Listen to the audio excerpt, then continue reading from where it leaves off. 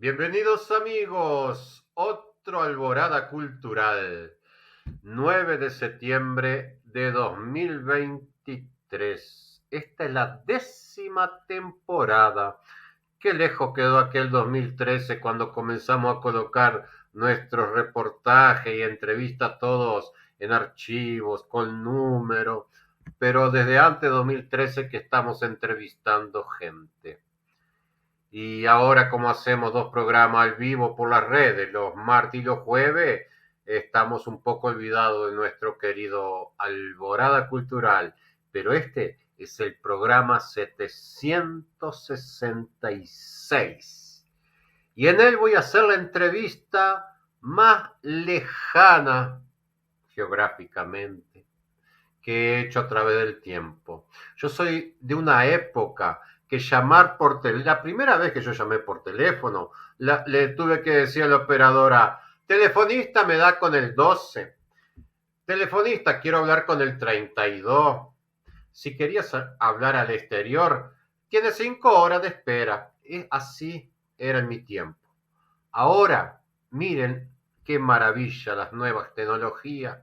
A un clic y me aparece de allá del otro lado del mundo, de Australia, Eddie Vidal. La escritora Eddie Vidal, bienvenida. ¿Cómo estás? Estoy muy bien, es plena mañana aquí, son más o menos las 9:30 de la mañana, una mañana esplendorosa. Estoy en mi patio, tomando sol. Estoy viendo. Qué bueno. Eddie, en breve estás volviendo a tu patria porque estás participando de esa antología con un montón de amigos que después vamos a hablar de ello. Eddie, ¿cuánto hace que no vienes a Uruguay? Desde antes del COVID, cuando mi madre vivía, yo iba casi todos los años a ver a mi madre, pero ella falleció hace unos 4 años y desde ese entonces ya no regresé porque después vino el COVID y, bueno, y no pudimos viajar. Eh, Así que ese tiempo hace. Qué increíble. Vos sabés que cuando mi madre murió allá en mi pueblo, en el interior, yo demoré muchos años en volver a mi pueblo.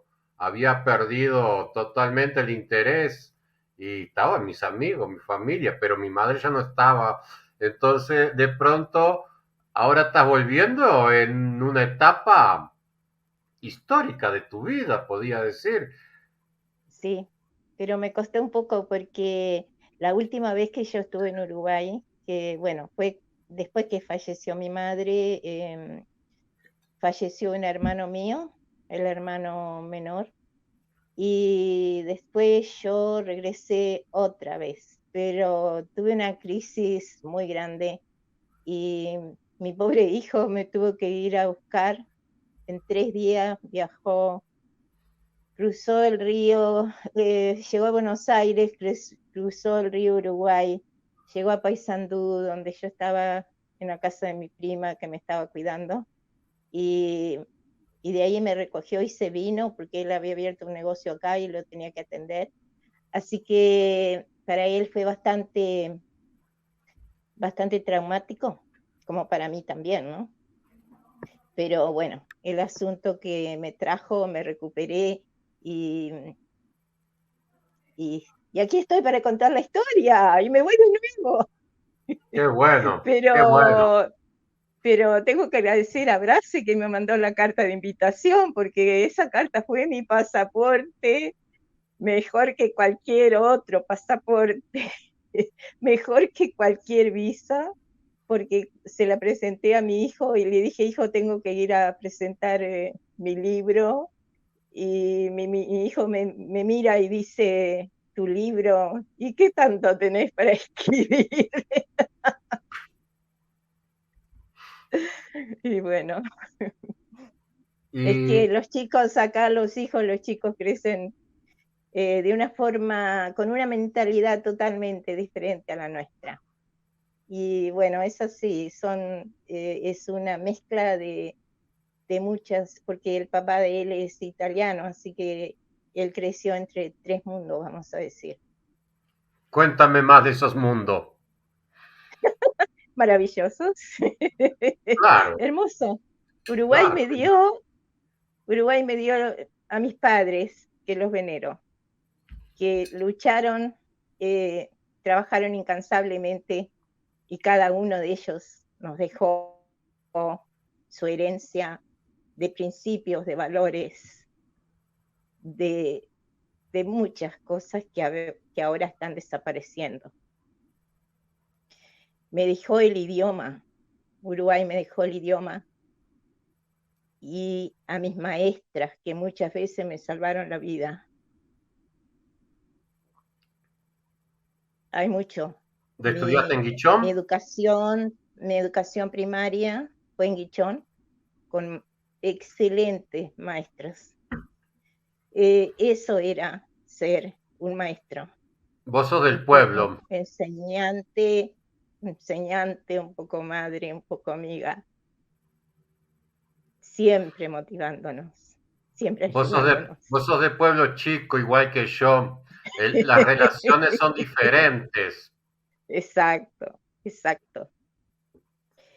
Y, y bueno, después se vino lo peor, que fue un clima político demasiado convulsionado. Se vino la dictadura, se vino el silencio. Y entonces los uruguayos nos quedamos sin voz. Tuvimos que salir, cada uno por su lado. Yo me vine a Australia, mis sobrinas se ¿Cómo fueron a llegaste a Suiza. Australia? Quiero saber el camino que tuviste que hacer porque yo sé que para algunos no fue fácil. Sí, en ese entonces yo había terminado preparatorios y me había quedado un año sin hacer prácticamente mucho porque no había trabajo, no había posibilidades de estudiar porque entraba la policía y nos sacaba, hubiéramos hecho algo, no hubiéramos hecho nada, tuviéramos alguna cosa que a ellos no les gustara o si no teníamos nada igual, por el hecho de ser estudiantes y era imposible, ¿no? Y era imposible trabajar, era imposible estudiar, pero en cuanto tuve oportunidad, tenía una hermana mayor que se había venido para acá y en cuanto tuve la oportunidad, yo también pedí mi visa, pero sin ningún apoyo no quería ningún apoyo de mi hermana ni de su familia. Me vine por mi cuenta, por las mías. y hubieron razones para eso. Este, y bueno, y cuando llegué, tenía 20 años, tomamos el vapor de la carrera con un grupo, en ese entonces se hacían viajes organizados, y tomamos el vapor de la carrera hasta Buenos Aires.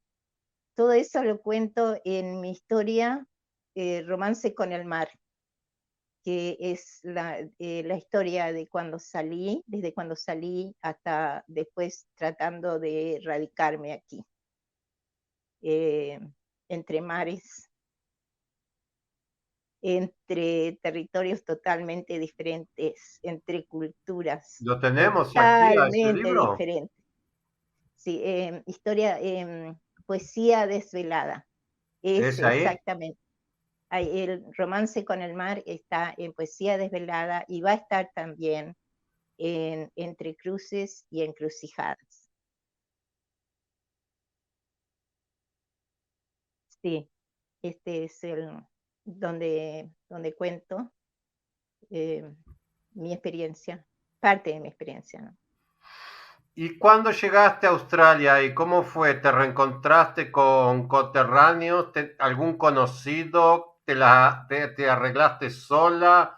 ¿Cómo ha sido eso?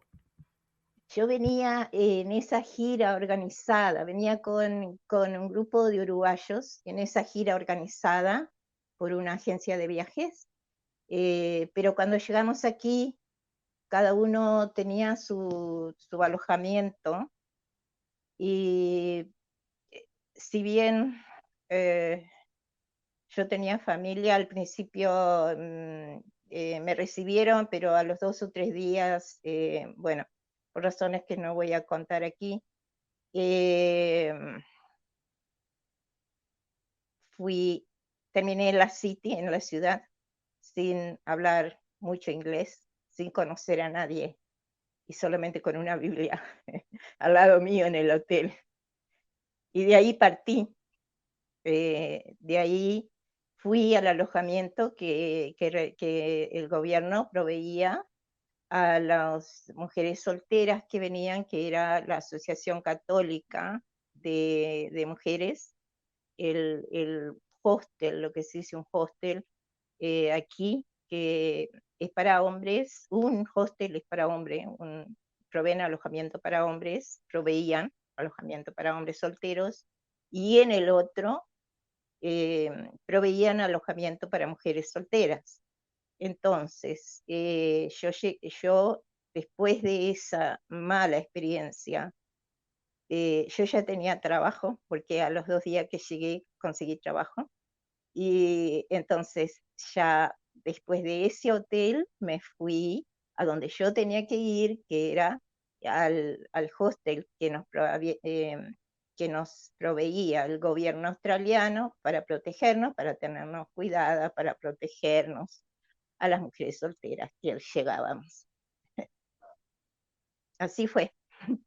Y de ahí partí. Y trabajé 5 años en una fábrica de teléfonos mientras aprendía inglés. Y entonces fui conociendo gente de todas partes. Eh, Gente que, bueno, si veíamos a alguna persona que hablaba español, por supuesto, inmediatamente nos hacíamos amigos, así fuera de Chile, de Perú, del Ecuador, de Colombia, de Paraguay, de donde fuera.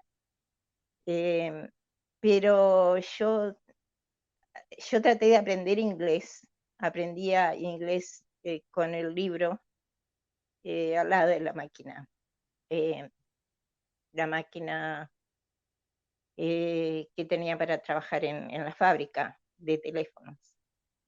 Mientras la máquina trabajaba, yo iba leyendo y estudiando y, y vigilando la máquina al mismo tiempo, ¿no? Y tratando de practicar algunas palabras en inglés con todos los inmigrantes que había ahí, había griegos, había yugoslavos, había italianos, españoles, bueno, de todo.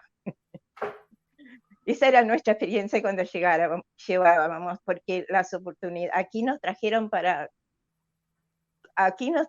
como material de fábrica, como obreros. A mí me dijo el embajador, yo tenía ya preparatorio de abogacía hecho, y durante la entrevista en el Hotel Plaza en Montevideo, el embajador de Australia me dijo, usted va a trabajar a una fábrica. Yo dije, sí, sí, claro. Cualquier trabajo decente está bien, dada la situación en el Con lugar tal de estoy. escapar de las racias.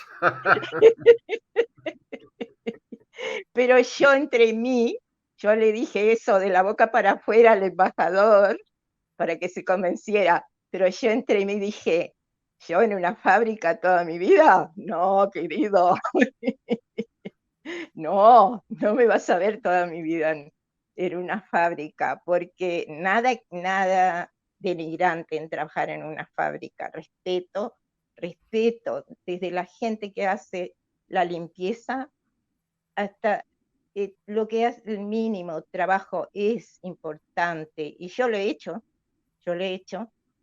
porque sé entonces de lo que hablo, pero hay cosas que una persona puede tolerar hacerlas y hay otro que la mente, el cuerpo, todo se revela. Y te dice, no, no me podés usar así.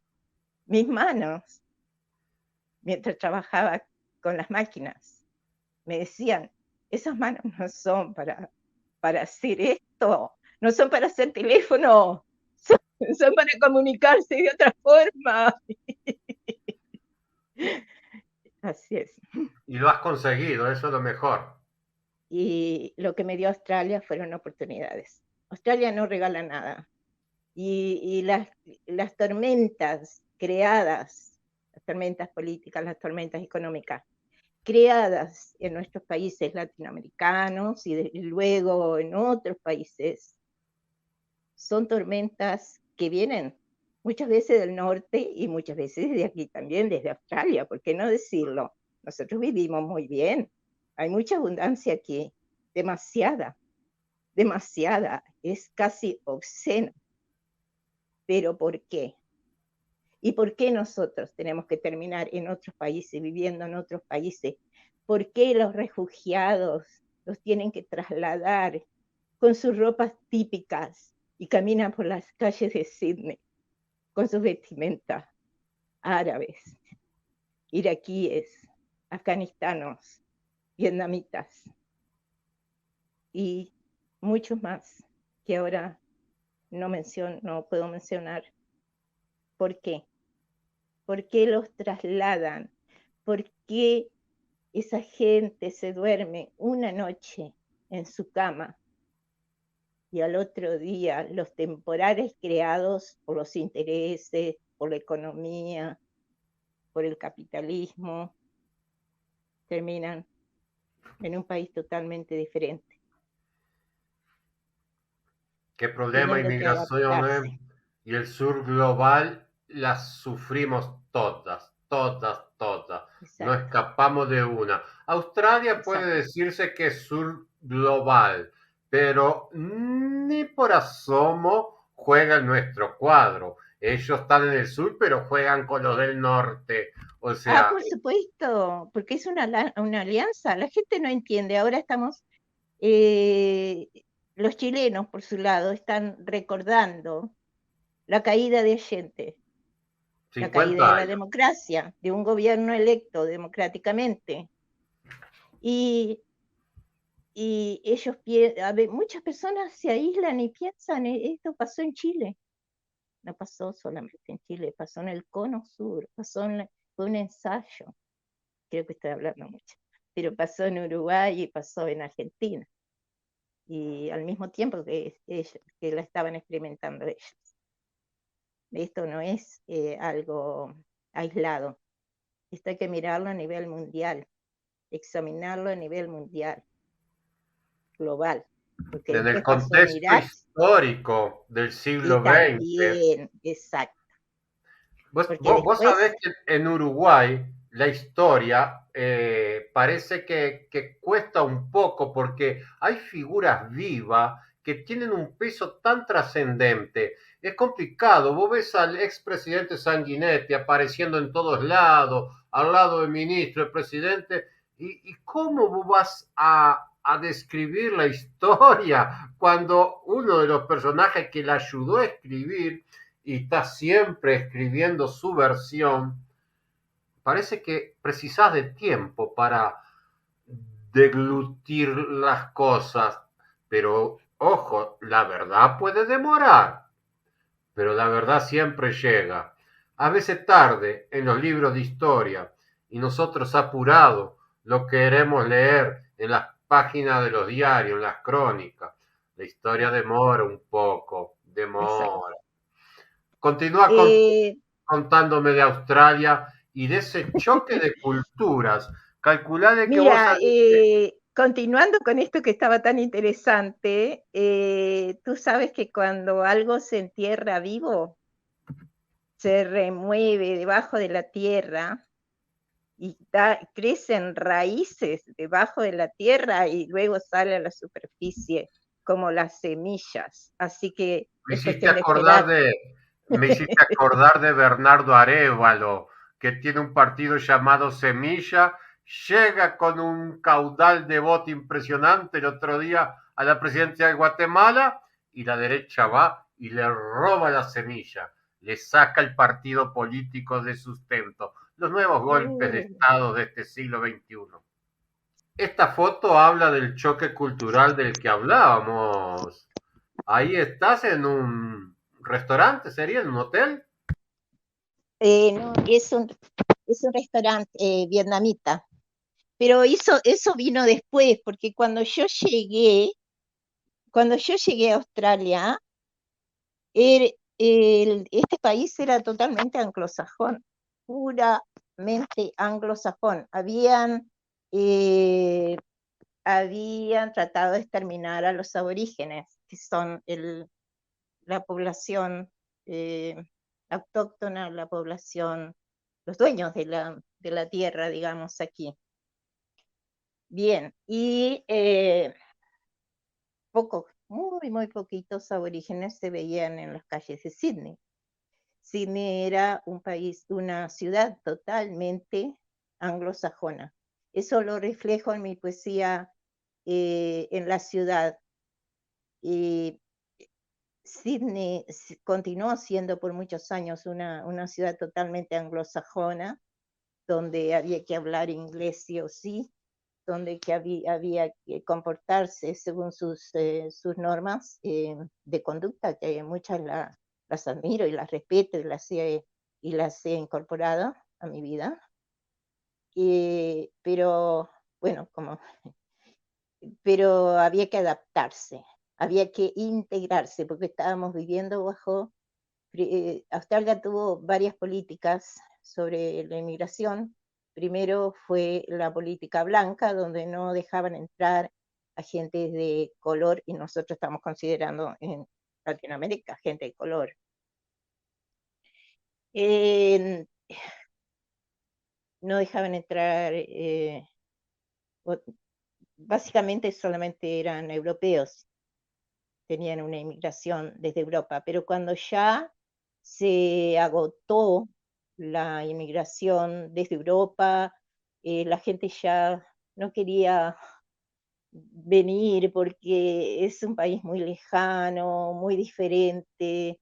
eh, entonces cambiaron de política hacia la política de integración, así que la gente que venía la gente de diferentes países tenían que adaptarse a la cultura anglosajona, integrarse, hablar inglés, por supuesto, y funcionar aquí, lo cual es un tremendo esfuerzo, estrés. Nadie se puede volver manzana si ha sido banana anteriormente, valga.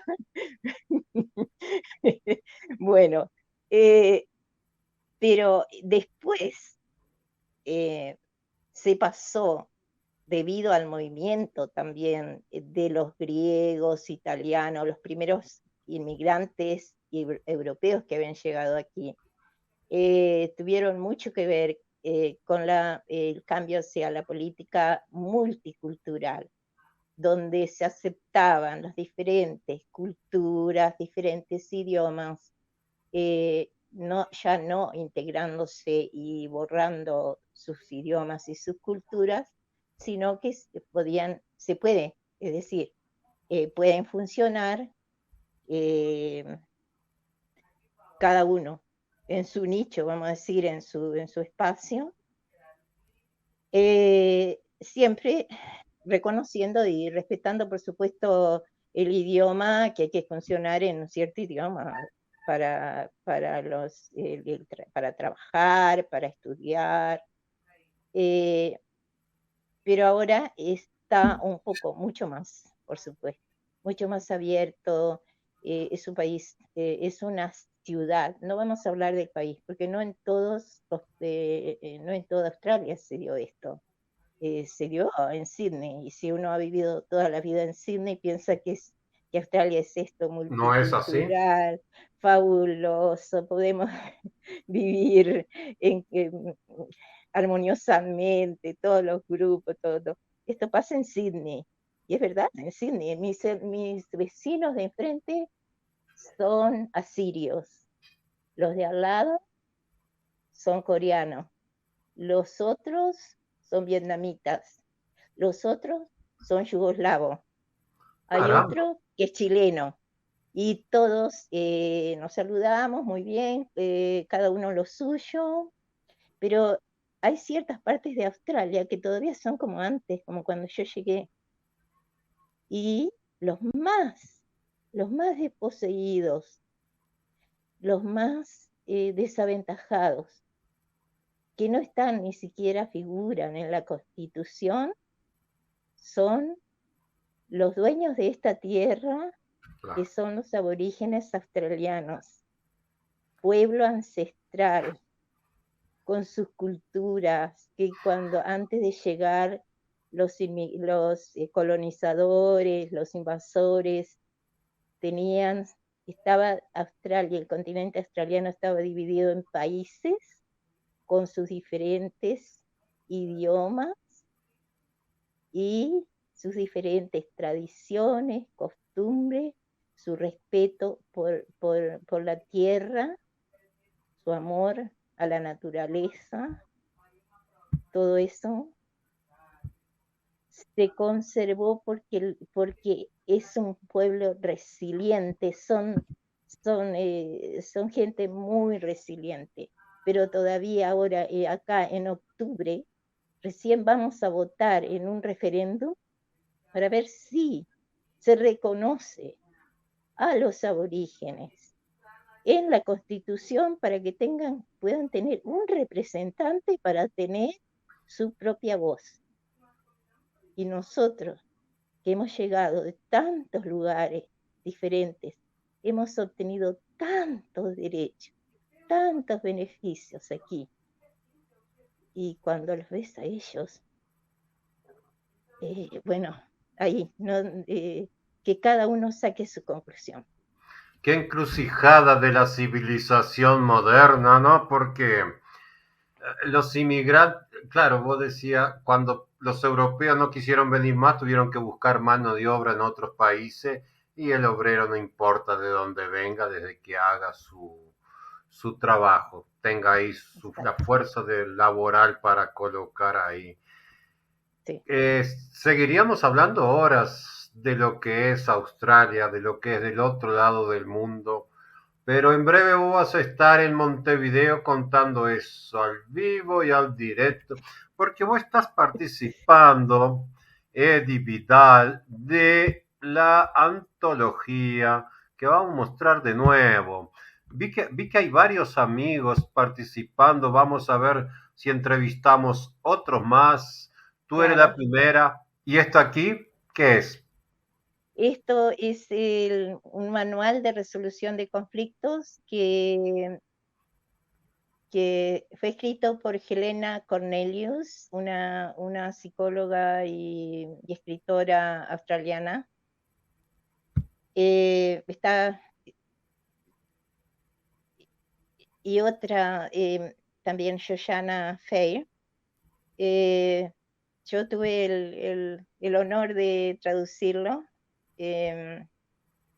de traducirlo y fue publicado en Madrid. Tú escribís poesía, prosa poética. Contame de tu referente, Eddie. Contame de tus preferencias. Contame el primero que te marcó allá, chica, pequeñas, primeros libros, primeras historias. ¿Qué escritor, qué autor trae de esa época? Ah, yo me acuerdo. Hubieron dos libros que nunca voy a olvidar. Tú sabes que yo en realidad no soy de Ichón, yo soy de Colonia Juncal, de una población nací en una chacra sin electricidad, ¿no? Sin luz eléctrica, ni agua corriente, nada de eso.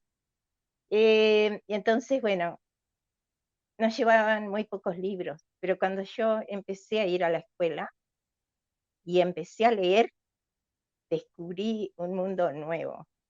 Se me abrieron ventanas hacia otros mundos. Y como no había televisión, lo único que tenía era la radio. Bueno, entonces los dos primeros libros que llegaron a mis manos fueron Uno que la maestra de mi hermana le había regalado cuando terminó sexto año, que eran Los Caballeros del Grial, que no me acuerdo ahora del autor, que habla, bueno, es la historia del rey Arturo y la espada, eh, Excalibur y todo eso, una fiesta para la imaginación. ¿Mm? Una fiesta para la imaginación. Y después, a los 11 años, le pedí a la bibliotecaria de la escuela que me prestara Los Miserables de Víctor Hugo. Y me dijo, pero vos sos muy chica para leer esto es muy fuerte para vos. Y le digo, ¿eso es lo que quiero leer? Yo no me voy a llevar otro libro, quiero llevarme este. Y me Víctor dice, Hugo. bueno, bueno, si querés, como diciendo, ¿qué va a entender esta a los 11 años? Leyendo a Víctor Hugo, a Los Miserables también. Yo caminaba por esas calles, viajaba por las cañerías con el personaje, veía la carita de Colette. Fue, pero era algo, porque a esa edad la imaginación está tan viva que tú lees, pero te metes en una película. Tú lees las palabras y en la cabeza te imaginas la película, te tenés que hacer la película, pero sin saber cómo son esas cosas, solamente te tenés que basar en las palabras del autor. Y si el autor es un buen autor, como Víctor Hugo, te lleva. Yo viajé Y por si el París a lector los 11 años. Y si el lector, Eddie, es un buen lector, curioso, y comienza a buscar y va a encontrar mundos increíbles, el impacto de la literatura en mí fue grande, grandísimo. Y a veces me duele mucho de ver que gente no tuvo esa posibilidad, que en toda su vida no se le atravesase una biblioteca en el medio. O un contador de historia, una maestra, un profesor, un tío que te cuente historia, qué sé yo. Hay tantas formas en que la literatura, escrita o narrativa, no importa, se te cruza y te lleva para ese lado. Tenemos otra cosa en común. Yo nací en el medio del campo. Hasta los 6 años que me llevan al pueblo a hacer la escuela, yo no sabía lo que era luz eléctrica, yo no sabía lo que era televisión, aprendí a andar a caballo antes que andar en bicicleta, o sea, Sí, aquel mundo del interior del que vos hablabas, lo sí. conozco bien. Y la biblioteca, siempre cuento esa historia, la biblioteca se atraviesa en mi camino una tarde de lluvia que yo volvía de la escuela. Mira vos, de la escuela, ahí por tercer, cuarto año, y llueve y nos metemos en la junta local. Y bueno, y no paraba de llover y yo me empiezo a caminar y abro una puerta y allí estaban miles de libros, aquellos libros gruesos que impactaban, unos con lomada de cuero. Y yo me asusté y volví y le pregunté, señora, aquellos libros, ¿qué? ¿Se pueden leer? No, ¿se pueden tocar? Sí, no lo rompa, ¿eh? Claro, Mi vida mudó ahí cuando sí, descubrí algunos amigos maravillosos que hasta el día de hoy me inspiran. Qué sí, bárbaro. exacto, exacto. Y tú sabes que yo tenía una tía, mi madre, yo no sé cómo fue la historia de mi madre, pero mi madre escribía así una falta de ortografía. Nunca le descubrimos a mi madre una falta de ortografía y yo todavía tengo las cartas de ella. Sin embargo, yo tenía una tía que fue analfabeta hasta los 60 años más o menos. Y cuando esa tía después fue a la escuela nocturna y aprendió a leer, no paró más de leer. Y todos nos reíamos de la pobre tía porque decíamos, ¿qué está haciendo la tía Francisca? Y está leyendo. ¿Y qué está haciendo la tía Francisca día y noche? Y está leyendo. Y tenía que ponerse al día con todo lo que se había perdido por 60 años.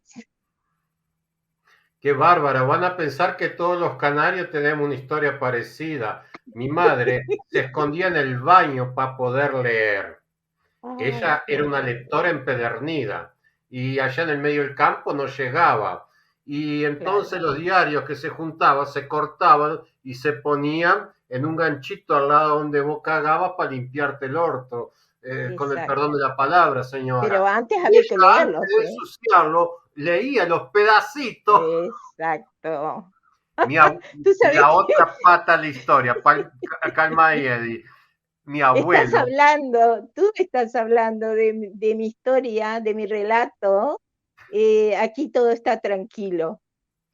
¿viste? Estás hablando ahora de mi relato, aquí todo está tranquilo. Claro que yo no decía que los pedacitos de periódico se ponían en el baño, eso no, no dije, pero dije que cualquier pedacito de diario que viniera, porque antes se envolvía el azúcar, la harina, 1 kilo de azúcar, 1 kilo de harina en papel de astraza primero y después en diario. Entonces yo me guardaba todas esas hojas de diario y las iba leyendo. Y mi abuelo aprendió a leer Te vas a morir. Con las revistas de Paturucito que yo cambiaba toda la semana, porque cuando vio en la revista, viste el formato larguito, y viste Sí, Paturucito, y él, un yo hombre tengo. semianalfabeto de campo, se Sí, identificó con la historia de él y primero leía así, pero en pocos años aprendió a leer, ya viejo, con casi 80 años, te imaginas. O sea, el impacto de la literatura en las personas, yo sé lo que hace. Yo me he tornado escritor, director de sindicato de escritores, de academia, tal, y una obsesión que yo tengo es esa forma de incluir la gente. Lean, lean, lean. Y últimamente sí, ando medio perdido porque la inteligencia artificial les van a botar un chip en la cabeza a los gurises y le van a meter todas las enciclopedias ahí. Me imagino. ¿Qué pensás vos de la inteligencia artificial? Estos nuevos tiempos, el ebook, las redes sociales, vos y yo hablando, uno de cada lado del planeta. Una cosa de loco, ¿no? sí, la verdad que es impresionante. Bueno, la inteligencia artificial, ya si me preguntas, yo soy traductora, así que me va a dejar obsoleta. Menos mal que ya me estoy jubilando. Em, y Y nunca va a superar, nunca va a superar a vas la a ser mente de las humana. primeras a ser cortadas, las traductoras. No, no, nunca, nunca va a llegar. Especialmente llegará en la traducción técnica de artículos técnicos, pero no, no creo que pueda llegar a interpretar las sutilezas del lenguaje de una novela, de una poesía. La pasión no tiene Dudo, traducción. dudo que puedan implantar en esas máquinas las emociones, las pasiones, los sentimientos humanos, ¿viste? Porque es muy complejo. Siempre Vamos habrá a ver. lugar para los que aman y los que sufren, Eddie. Pienso que sí, esperemos, ¿no? A no ser que, no, que tanta inyección nos logren cambiar tanto en un ser transhumano, la transhumanización. Déjalo para las Dios mío, próximas generaciones. ay, Dios mío, qué complejo. Eddie, ¿cuándo te vas para Montevideo? El, en octubre, empezamos el encuentro el 2 de octubre. Yo voy a estar un poquito antes, unos días antes ahí, y, y bueno, para recibir mis ejemplares del libro. Y la verdad es que yo creo que tenés que leerlo primero, porque te vas a encontrar muchas cosas en común. Los, los Este canarios es, tenemos toda la misma raíz en común. yo no soy canaria, yo soy del interior profundo del Uruguay, En la ni capital siquiera pasaje, canaria. después de La Paz y del Arroyo Pando, para los montevideanos somos todos canarios. Y como yo hace tanto que me fui de mi pequeño pueblito allá en la Cuchilla Grande, Nico Valle. ¿Escuchaste alguna vez hablar de Nico Valle? Nico Valle no, Cuchilla Grande sí, pero Nico No, Valle no. cálmate, cálmate. La Cuchilla Grande es por donde va la ruta 7. Ahí hay un pueblito que se llama Nico Valle.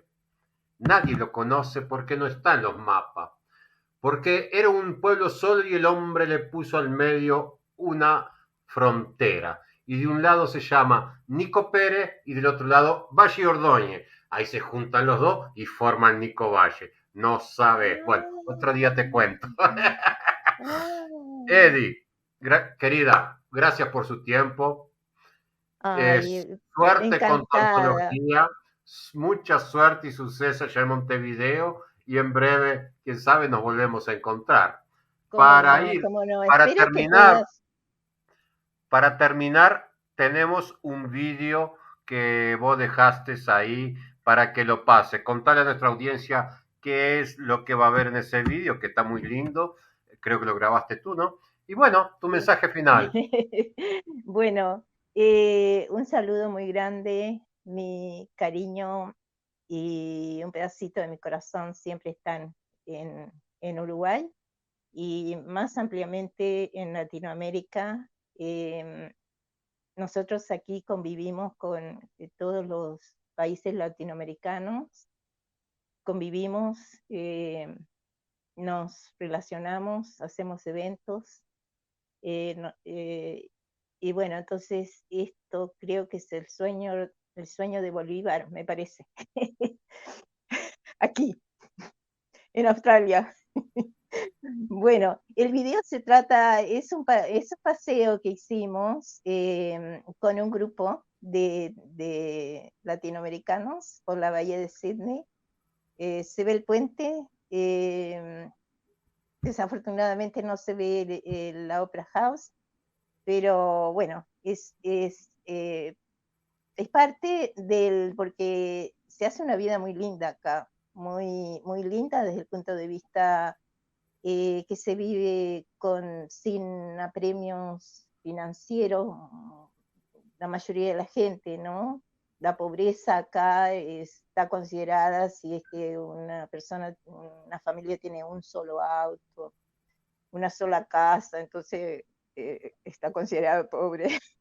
Pero todo el mundo puede vivir, además el gobierno paga un desempleo, el beneficio de desempleo, muchísimos beneficios que apoyan a las madres solteras, padres solteros, viudos, viudas, desempleados, gente que no quiera trabajar, gente que quiera trabajar, gente que quiera estudiar, que no quiera estudiar, bueno, etcétera, etcétera. El sistema social está muy bien organizado o muy mal organizado, no sé.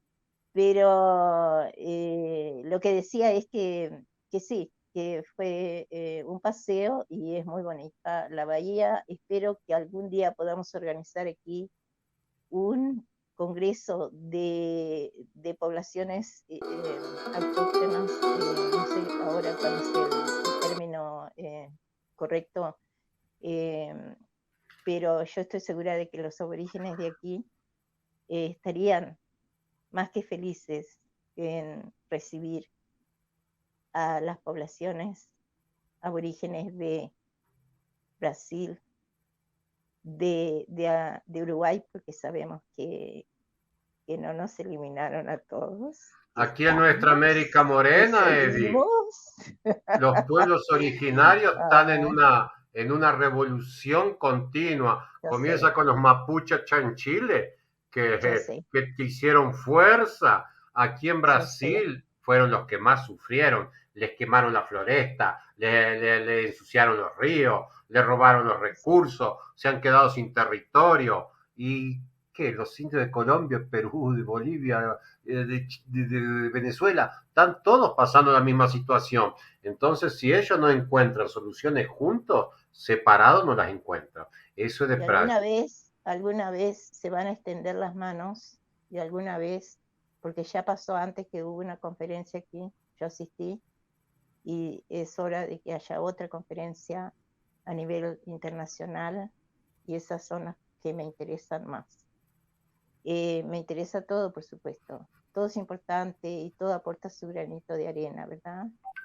Pero a veces el tesoro lo más valioso, el corazón de la humanidad, se tiene que ayudar a conservar y a preservar, porque ahí reside la sabiduría, lo mejor, lo más hermoso que tenemos como En seres los pueblos humanos. originarios, seguramente, y no en, Sí. en las grandes metrópolis ni en la inteligencia artificial.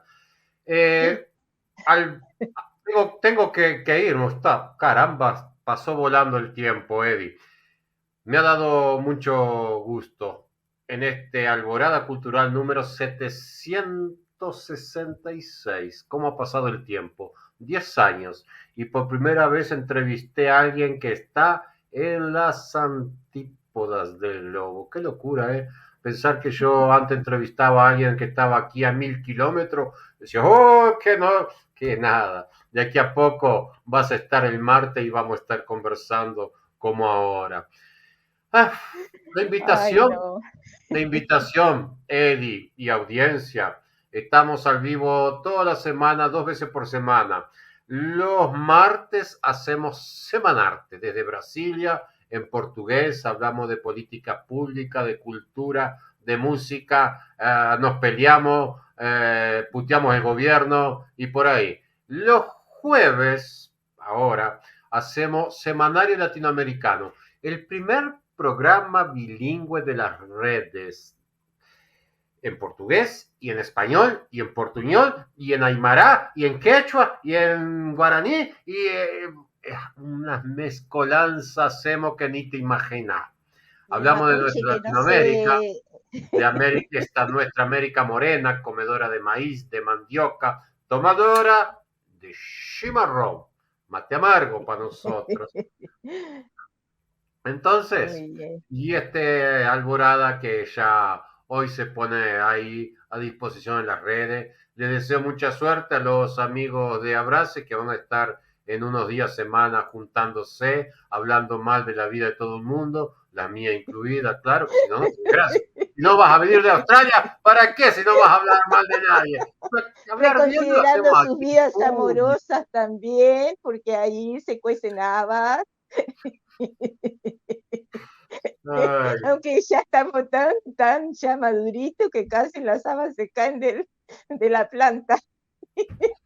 Seguramente vamos a estar entrevistando a otros escritores que van a participar de Abrace. Bueno, Y ahora bueno. nos vamos viendo tu vídeo. Gracias, Eddie, por tu tiempo. Muchísimas gracias por la oportunidad. Muchísimas gracias, Raúl.